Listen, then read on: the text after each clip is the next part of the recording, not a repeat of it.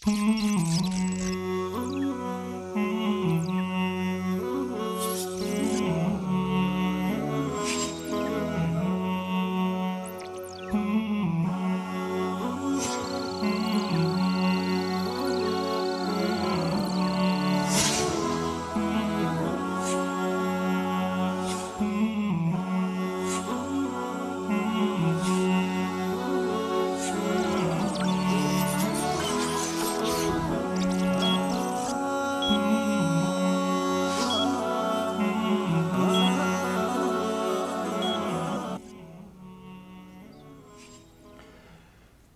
الله الرحمن الرحیم. الحمد لله رب العالمین و الصلاة و السلام علی سید الانبیاء و المرسلین و علی آله و صحبه اجمعین. بینندگان عزیز گرامی، السلام علیکم و رحمت الله و برکاته. عزیزمون آقای سهراب ظفر، فعال سیاسی تاجیک، شما پشت خط تشریف دارید؟ بله، سلام علیکم برادران. علیکم السلام و رحمت الله و برکاته. استاد سهراب بزرگوار، شما به عنوان فعال سیاسی تاجیک، این منبر در خدمت شما هست. ما سراپا گوش هستیم، دلگفته های شما رو میشنویم و انشالله بعد از تماس ایشون ما عزیزانی رو از بینندگان شبکه خواهیم داشت که انشالله در مورد این موضوعات صحبت خواهند کرد. بفرمایید حضرت استاد، ما سراپا گوش هستیم. سلامت باشید. اولا میخوام این نداری خود را بیان کنم به شما و به مسئولین شبکه. سلامت باشید. امروز ما میتوانیم سخنهای خود را به مردم وطنمان تاجیکستان و خارج از آن برسانیم، در حالتی که اکثر روزنامه‌نگاران ما متاسفانه در داخل وطن خاموشی را اختیار کردند و مردم ما محدودن از خبرهایی که به منفیت امروز و فردای ما مردم تاجیکستان است. بازم تشکر برادر. سلامت باشید. تشکر شما. سلام علیکم هموطنان و تماشابینان شبکه وصال حق. باعث افتخار است که امروز مردم ما از خواب غفلت بیدار شدند، در داخل و در هر گوشه دنیا صدا بلند کردند، چهره رژیم خودکامه امروزه تاجیکستان را روشن کردند و از حق خود دفاع دارند.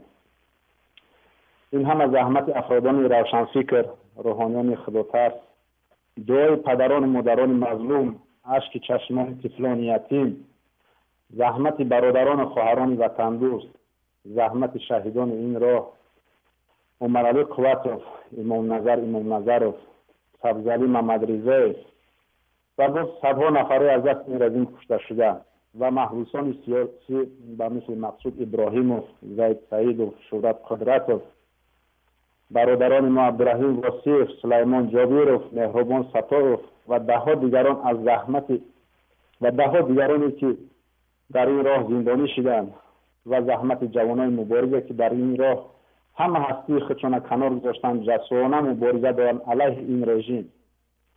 همان جوانایی که نعره آنها این حکمران امروزه را در خواب و بیداریشان میشنوند، همون جوانایی که امروز جسم و جان کرسی این ظالم رحمان تا بلرزه درآوردند.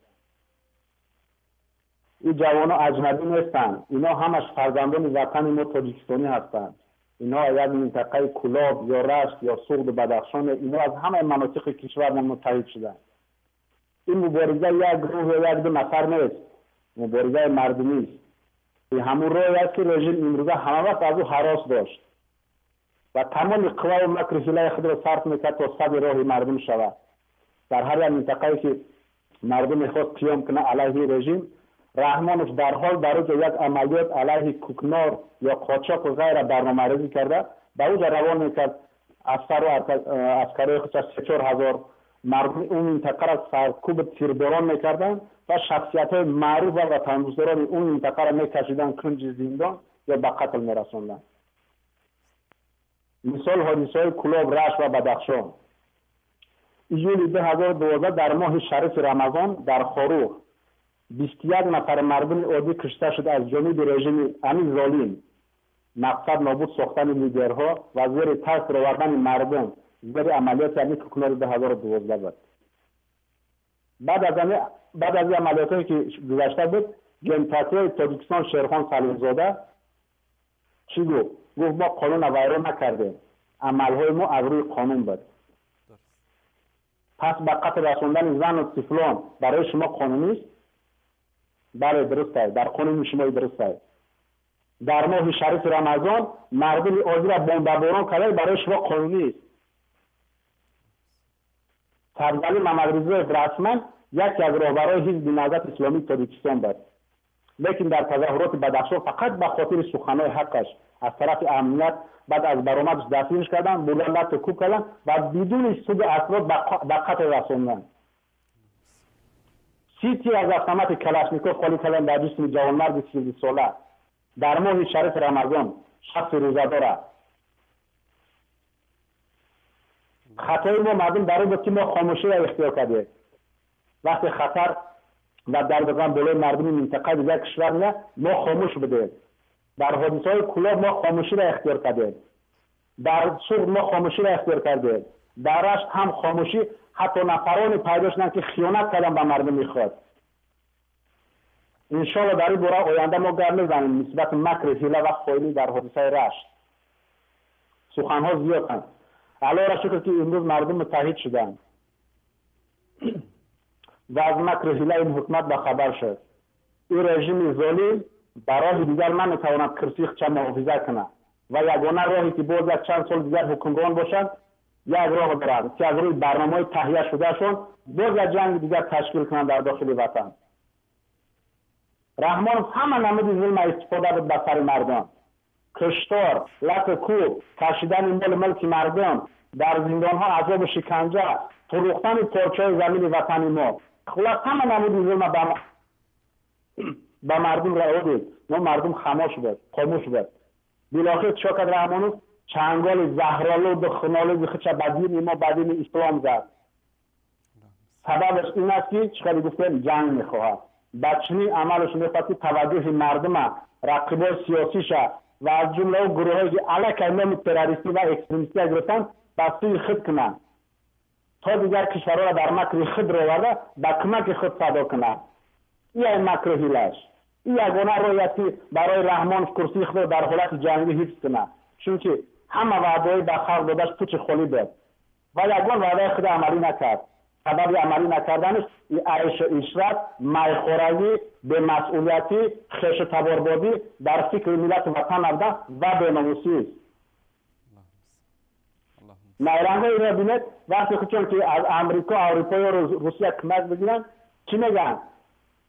شریکان استراتژی ما میگن. اما وقتی که یک رقیب سیاسی آنها به او دولت سفر میکنه، این شریکای استراتژی خودگان بیرونه حساب میشوند.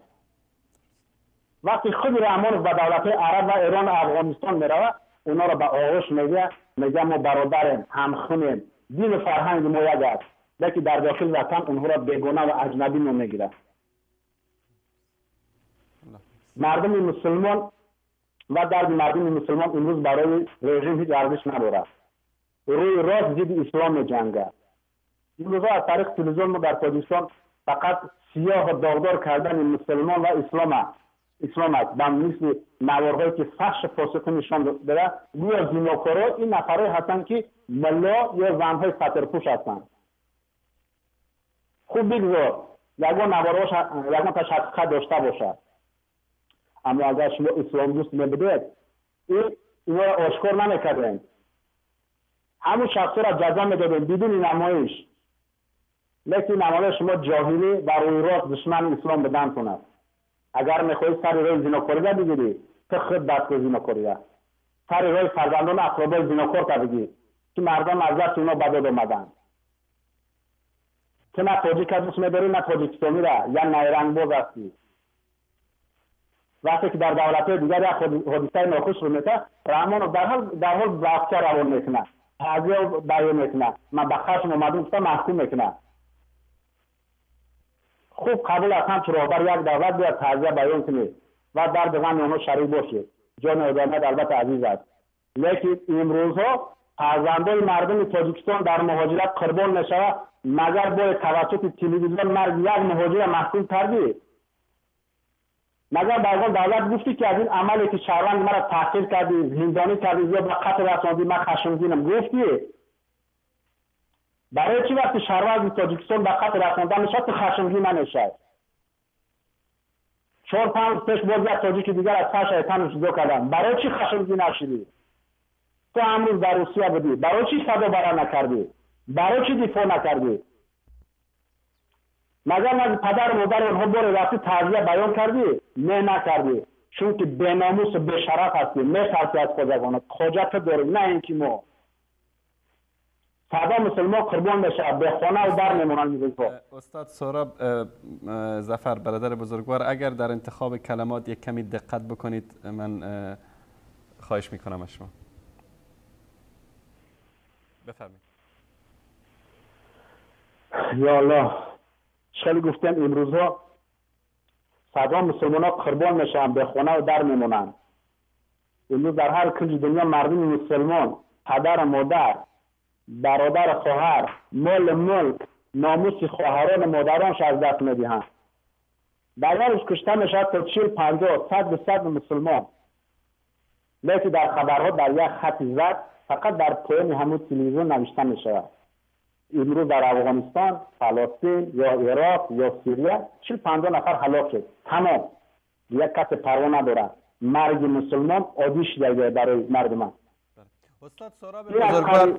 استاد سهراب بزرگوار، یک نکته ای که شاید سوال باشه برای خیلی از بینندگان ما، بعضی از حزب‌های سیاسی، شخصیت‌های سیاسی و علمایی که در قبال این مسائل سکوت می‌کنند و بعضی از اینها شاید تاجیکستان را ترک کرده باشند و امروز در کشورهای دیگر مستقر شده باشند. رهبران بعضی از حزب‌هایی که مردم به خاطر اونها خون دادند، مردم به خاطر اونها جانهای شیرین خودشون رو فدا کردند، اینها رو به قدرت رساندن، اما اینها اومدن همه چیز رو باختن و امروز تاجیکستان رو به دست این انسان‌ها رها کردن و در کشورهای مختلف دارن زندگی می‌کنن. چرا اینها در کنار ملت قرار نمیگیرن؟ چرا از ملت دفاع نمیکنن؟ همین سوال شاید کسی از شما بپرسه، حالا مثلا رئیس جمهور تاجیکستان یا دولت مردان تاجیکستان اینها ظلم کردن، فلان کردن، این کردن، اون کردن، اما این شخصیت ها، این علما و این رهبران احزابی که بعضی از حزب‌های اسلامی بودن، چرا اینها ملت را رها کردن و از درد ملت سخن نمیگویند؟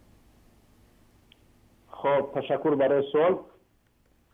اول در این راه نفرای بدن، ما اگر قطع نظر کنیم نفرای بدن که شروع کردن، در همین راه شروع کردن، بعد اون نفرها آمدن در نیست راه چور کردن، نمیدون مطمئن بدن یا از ترک بود سکوت کردن، یا نفرای بدن که کنج زندان شدن، یا نفرای بدن که زیر خاکن امروز، یا امروز نفرای هستن که طرف میگن یا که مال دنیا اونا را برده. من هیچ خیلی نمیفهمم وقتی که یه مرد میبینه که ظلم و ظالمی به سر فرزندش خاموشی را میگیره. من فکر میکنم این بیناموسی است. یا شاید میخوان مردم هم متحد کنن، نتوانستن که متحد کنن. مقصد ما از روز اول که برآمدیم فقط مقصد ما متحد کردن است. الله را شکر که ما امروز متحدین مردم هم میبینیم و ما امیدواریم که این مردم ما قیام میکنن. امروز ما دیدیم قیام میکنن. 6 ماه پیش این نبود، 6 ماه پیش این گپا نبود. مردم فقط برای یک کلاس موندن میترسیدن در رسانه ها. درست. استاد سهراب ظفر، در مورد فعالیت های سیاسی در تاجیکستان آیا محدودیت هایی وجود داره و چگونه برخورد میکنن با مخالفین سیاسی؟ اگر در این مورد صحبت بکنیم. یک مثال یادی میارم در سوال شما. زید سعیدوف یک نفر بود که در پهلوی رئیس جمهور بود، انسان خوب بود، تعریف و تحقیق میکردن به او، همه وقت بالاگذار بود. اون روزی که میخواد یک چیز تشکیل کنه برای یک بهبودی آینده وطن، کنج زندان جا شد. من فکر میکنم همین جواب شما را خانه نگردونه. درست. تشکر از شما برادر بزرگوار استاد عزیز سهراب ظفر. اگر در پایان صحبت ها پیامی دارید برای ملت تاجیکستان در 2 دقیقه یا کمتر در خدمت شما هستیم. ما از شما خواهش میکنم کم وقت دیگر بتین برای ما. از شما خواهش میکنم. چون ما بینندگان زیادی پشت خط ها داریم و مهمانان دیگری هم هست، شما 3 دقیقه دیگه ما به شما وقت میدیم. بفرمایید برادر گرامی. خب در آخر گفتم در مسئله برادرایی که اینو گفتم پروایی ندارن، پروای مردم مسلمان ندارن. و وقتی که ببینید وقتی در دولت آمریکا یا اروپا یا روسیه 2 نفر کشته میشود، این خبرها مستقیم تکرار شب و روز نمایش داده میشود. میفهمید؟ لیکن ما اینجا دشمنی نه به روسیه داریم، نه به آمریکا، نه به چین، نه به افریقا. خوش به حالشون اونا تونستن که امروز مردم خودشون قدر عزت بدن. امروز بعضی نفرها سوال میکنن که برای چی ما تظاهرات تشکیل میکنیم در داخل وطن، در خارج، نه در داخل وطن؟ جواب چنین است: ما مشاهده کردیم چرا گفتیم نفرایی که میخواستن این در داخل کنن امروز اونا کشته و کنج زندانن. به همین خاطر ما خواستیم اول مردم متحد کنیم در بیرون، چون که اساس قوای کاری مردم ما ببینیم تا 3 میلیون در خارج است. رحمان به صدای بلند ما را چیکار داشتن؟ ایدار میکنن که ما خوجه داریم. بله ما خوجه داریم، خوجه ما این ناموس ما است. اون میگه که ما زر خریدیم. بله ما زر خریدیم، مادران و خواهران مردم تاجیکستانیم. میگه ما مال ملک میخوایم. بله ما مال ملک میخوایم برای کل مردم کمزات وطن. میگه و آبرو منصب میخوایم. بله ما منصب میخوایم برای کل هموطنان که مهاجر هستن. آبرو میخوایم برای کل مردم تاجیکستان. ما کشور میسازیم که هر یک هموطن ما به اختیار خودش معرفی کند که من تاجیکم یا تاجیکستانیم، چی در داخل یا خارج از وطن. در آخر من یک پیام میخوام به هموطنان کنم: هموطنان عزیز، مراجعت به شما متحد باشید، به سفسطه حکومت دیگر باور نکنید، پرده ترس بکنید. در چند سال اخیر همه از شکایت شما در حکومت به اساس میخوان. وقتی مردم میگه پسر من میلیسه کشت، حکومت میگه سخنت اساس نداره. مالک میلیون کشیدن گرفتن اساس نداره. ریش متراشیدن اساس نداره. سطر مگرفتن اساس نداره. امروز ما برای حکومت میگیم که دیگر تو به سفسطه‌هایت و قانون تو چه به معنیت اساس نداری برای ما. ما در روز اول گفتیم استعفا بده برای آسایشتگی، او برادر مولد ما را کنج زندان کرد. ما گفتیم سلاح نمیگیریم، او برادر ما مقصود 6 کار زد. ما گفتیم جنگ نمیخواهیم، برادر ما عمراد قوت در نزد فرزندای کوچکش به قتل رسوند و فرزندای یکی 6 سال دیگرش 10 ساله به زهر داد. رحمان خودش تروریست است. این حکومت امروز در دست 3-4 احواش بیناموس قاتل است. اگر بازم صدها نفران ما را زندانی کنید، کار بزنید، بکشید، دیگر فایده نداره. مردم بیدار شید. ما دیگر از رحمان اصلاحات طلب نمیکنیم. هدف ما معلوم است. هدف ما سرنگون کردن تو و انشالله سرنگونت میکنیم. ما غضب الله بالای هستیم. مردم شریف تاجیکستان با دعا باشید، قدم‌های ما نزدیک است، در پناه الله باشید. سلام علیکم و رحمت الله و برکاته. علیکم السلام و رحمت الله و برکاته. استاد سهراب ظفر، فعال سیاسی تاجیک. و نکته‌ای که من لازم به یادآوری می‌دانم در اینجا که آنچه که از طرف مهمانان شبکه در این منبر ایراد میشه نظر شبکه جهانی وصال حق نیست و نظر شخصی این عزیزان است که بنابر آزادی بیان که ما معتقد به آن هستیم مجال داده میشه که این عزیزان صحبت بکنند.